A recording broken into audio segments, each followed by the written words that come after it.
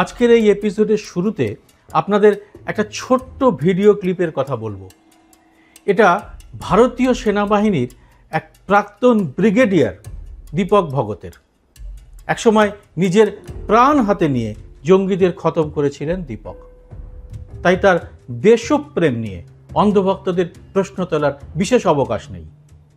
যারা আমার আগের ভিডিওটিতে নৌসেনার নিহত অফিসার বিনয় নারওয়ালের স্ত্রী হিমাংশীর শান্তির বাণী এবং মুসলমানদের প্রতি বিদ্বেষ না ছড়ানোর বার্তা শুনে তেলে বেগুনে জ্বলে ওই অসহায় মহিলার উদ্দেশ্যে ঘৃণ্য কথা বলতেও পিছপা হননি, তাদের শোনাবো 1 মিনিটের এই রিলটির কথা। এটা আপনারা দেখতে পাবেন এক্স হ্যান্ডেলে। What do you think about the Pahalgam attack? Do you think it was against Hindus? No, it was against Indians. Why did they target Hindus? It's a tactics to divide us on communal lines. রিলটিতে Dipak ভগতের ছেলে বাবার সঙ্গে কথা বলছেন। বাবাকে ছেলে কি প্রশ্ন করছেন আর বাবা কি উত্তর দিচ্ছেন সেটা শুনুন। বাবা ছেলেকে প্রশ্ন করছেন, পহেলগাম অ্যাটাকটা কি হিন্দুদের বিরুদ্ধে? ব্রিগেডিয়ার দীপক বলছেন, না, এই হামলা ভারতের বিরুদ্ধে। ছেলের পরের প্রশ্ন, তাহলে কেন ওরা হিন্দুদের টার্গেট করলো? বাবা বলছেন, এটা আমাদের মধ্যে বিভেদ তৈরি করার একটি ট্যাকটিক্স। ছেলের প্রশ্ন, এর মানে কি? ব্রিগেডিয়ার বলছেন, সব কিছু একটা পরিকল্পনা মাফিক করা হয়েছে।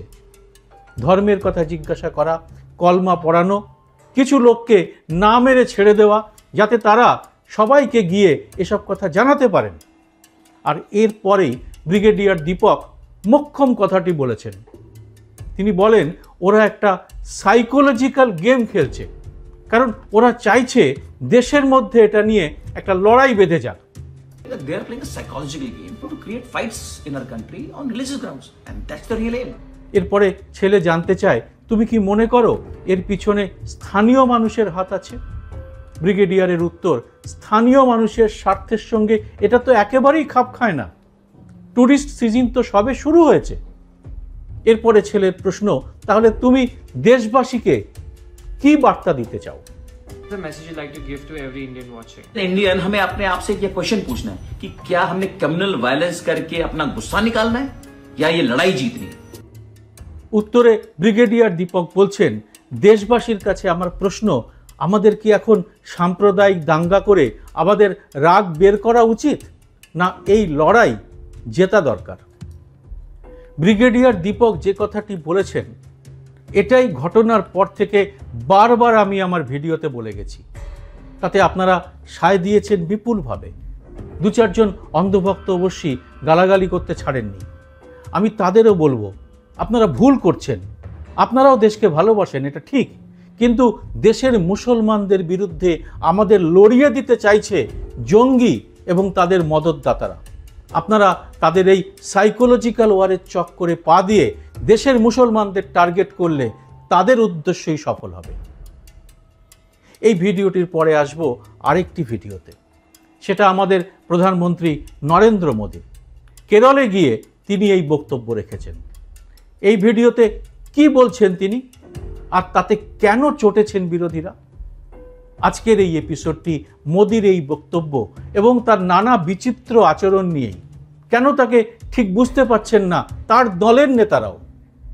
ভিডিওটি পুরোটা দেখে ভালো লাগলে এটি লাইক ও শেয়ার করে ছড়িয়ে দেবেন আরও মানুষের কাছে। আর স্বাধীন সাংবাদিকতার পাশে থাকতে চ্যানেলটি সাবস্ক্রাইব করে নোটিফিকেশন বেলটি চালু করে রাখতে ভুলবেন না।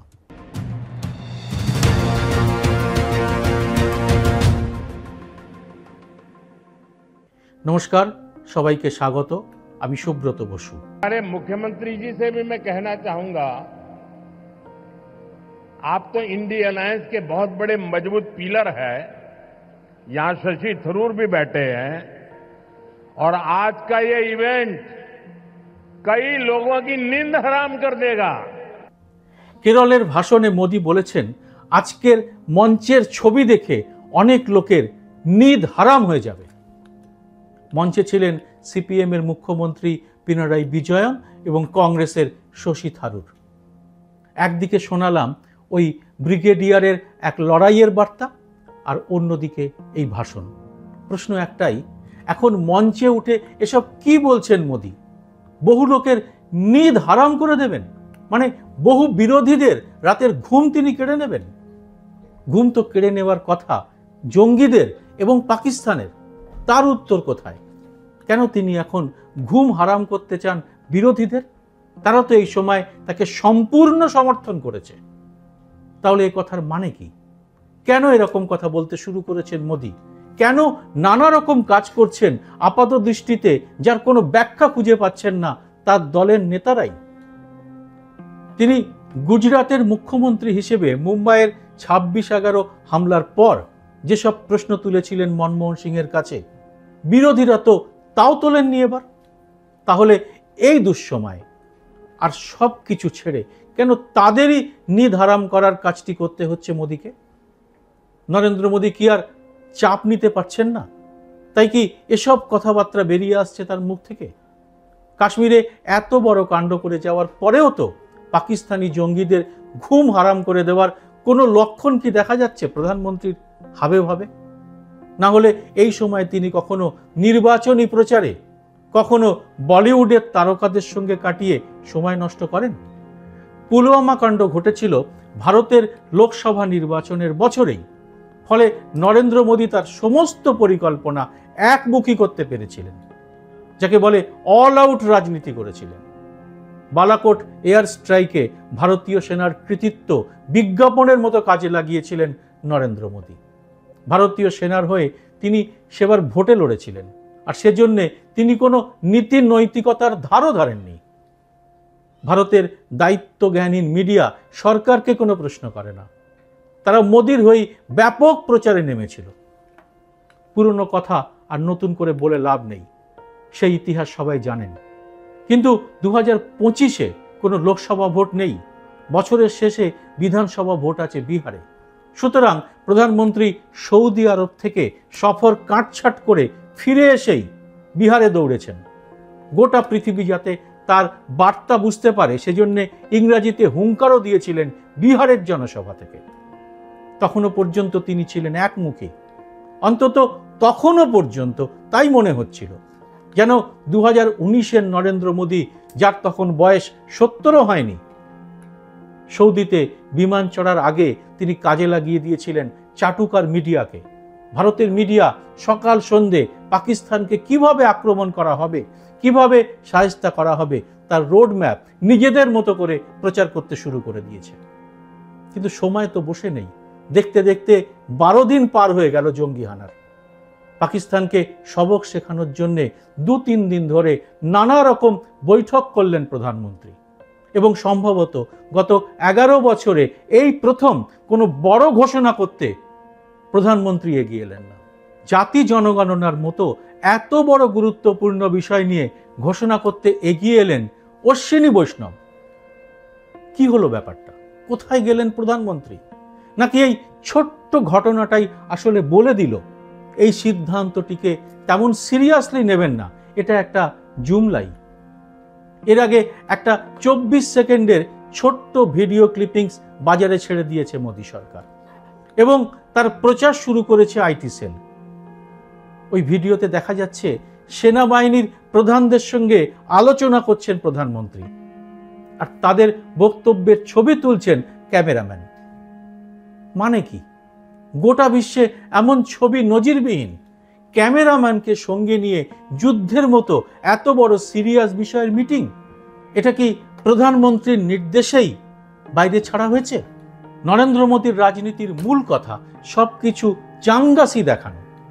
সে নোটবন্দির পরের বিপর্যয় হোক, বা করোনাকালে গঙ্গায় মৃতদেহের সব ভেসে যাওয়াই হোক, বা পাকিস্তানকে সবক শেখানোর জন্য সেনাবাহিনীর প্রস্তুতির ব্যাপারই হোক, ওই সবকুছ চাঙ্গাসি দেখানোর তাড়নাতেই কি নরেন্দ্র মোদী পরপর তার অনুষ্ঠানগুলি করে চলেছেন? ভারতের মূর্খ মিডিয়া একই সঙ্গে যুদ্ধের প্রস্তুতি দেখাচ্ছে, আবার আইপিএল ক্রিকেটের উত্তেজনাতেও ভরপুর সেঁকে দিচ্ছে জনতাকে। মোদী বিহার ফেরত কাশ্মীরে গেলেন না, নিহতদের কোনো পরিবারের সঙ্গে দেখাও করলেন না, সাংবাদিক সম্মেলন করে কোনো বার্তাও দিলেন না। এর মধ্যে তিনি চলে গেলেন বলিউডের ফিল্মি দুনিয়ায়, সেখানে কাটিয়ে ফেললেন 4-5 ঘন্টা। দেশের তাবড় বড় বড় তারকারা সেখানে হাজির ছিলেন। নরেন্দ্র মোদী মঞ্চ থেকে নানা রকম ভাষণ দিয়ে গেলেন, আর কিছুক্ষণ অন্তর অন্তর তালি বাজিয়ে গেলেন বলিউড এবং দক্ষিণের তারকা ভক্তবৃন্দ।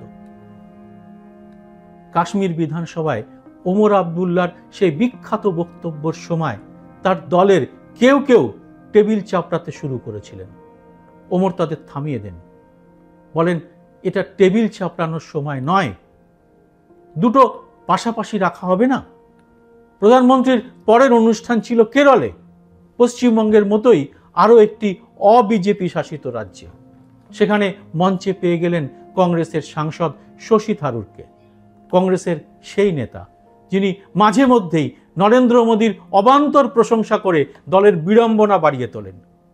কেরলের প্রধানমন্ত্রীর অনুষ্ঠান, ফলে সিপিএমের মুখ্যমন্ত্রীও মঞ্চে উপস্থিত। এইখানে নরেন্দ্র মোদী তার সবকুছ চাঙ্গাসির সেরা উদাহরণটি দিলেন।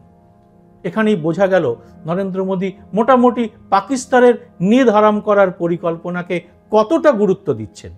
তিনি তার নিজস্ব মাঠে দেশীয় রাজনীতিতেই বিপক্ষের সঙ্গেই খেলতে পছন্দ করেন। ইন্ডিয়া জোটের দুই দল কংগ্রেস এবং সিপিএম এর দুই নেতা নরেন্দ্র মোদীর সঙ্গে মঞ্চে রয়েছেন, সুতরাং দেশীয় রাজনীতিতে ফিরে গেলেন নরেন্দ্র মোদী। কিন্তু গোটা দেশের প্রশ্ন, যারা মারা গেলেন এই হামলায় তারা কি ন্যায় পেলেন? প্রধানমন্ত্রী তাদের কাছ থেকে পালিয়ে বেড়াচ্ছেন কেন? কেন তিনি তাদের মুখোমুখি হওয়ার সাহস জোটাতে পারছেন না? পাকিস্তানের থেকে সমর শক্তিতে ভারত অনেক অনেক এগিয়ে, সেটাই স্বাভাবিক, কারণ পাকিস্তান এখন কার্যত একটা আদমরা দেশ। নিজেদের সমস্যা নিয়েই তারা ভয়ঙ্করভাবে বিব্রত। বিজেপির নেতা সুব্রমণিয়াম স্বামী শুক্রবার খোলাখুলি বলেছেন, এই সময় ভারতের উচিত পাকিস্তানকে তিনটে টুকরো করে ফেলা। স্বামীর বক্তব্য, মোদী এই কাজ করবেন না, কারণ চীন তাকে এই কাজ করতে নিষেধ করেছে। অন্যদিকে আমেরিকাও শান্তির কথা শুনিয়ে রেখেছে দুই দেশকে। তাহলে উপায়? বিজেপির এই প্রাক্তন সাংসদ এসব কি বলছেন? সত্যি কি তাই? আর এই কারণেই এই সময় 50 বছর পরেও প্রাসঙ্গিক হয়ে উঠছেন ইন্দিরা গান্ধী। কানপুরে রাহুল গান্ধী যখন এক নিহতের পরিবারের পাশে গিয়ে দাঁড়িয়েছেন, তখন তারা ইন্দিরার কথাই তুলেছেন। আর পথে ঘাটে সাধারণ মানুষও বলছেন, ইন্দিরা গান্ধী থাকলে পাকিস্তানকে এতদিনে উচিত শিক্ষা দেওয়া হয়ে যেত। তবে কেরলের ওই মঞ্চে কিন্তু কংগ্রেস এবং সিপিএম নেতারা ছাড়াও আরও একজন ছিলেন, ভারতের প্রধানমন্ত্রীর পরম মিত্র গৌতম আদানি। ইন্দিরা গান্ধীর কাছে কোনো গৌতম আদানি ছিল না, ফলে পাকিস্তানের বিরুদ্ধে আমেরিকার চোখ রাঙানি সত্ত্বেও তিনি লড়ে যেতে পেরেছিলেন, আর জনসমর্থনও পেয়েছিলেন। গত 12 দিনে মোদীর নড়াচড়া, তার রাজনৈতিক ক্রিয়াকর্ম যদি একটি ক্যাপসুল হয়, তার ব্যাখ্যা কি এটা হতে পারে মোদী আর টানতে পারছেন না প্রধানমন্ত্রীর দায়িত্ব? 56 ইঞ্চি ছাতির বিশ্বগুরুর হঠাৎ কি হলো? তিনি কি ভাবছেন আর কিছুদিন পরেই দেশের মানুষ ঘটনাটি ভুলে যাবেন? নাকি অন্য কিছু চিন্তা রয়েছে তার মাথায়? পারবেন কি তিনি ইন্দিরা গান্ধীর মতো কিছু করতে? আপনারা কি মনে করেন জানান কমেন্ট বক্সে। ভিডিওটি ভালো লাগলে লাইক ও প্রচুর শেয়ার করে পৌঁছে দেবেন আরও মানুষের কাছে। জয় হিন্দ, সত্যমেব জয়তে।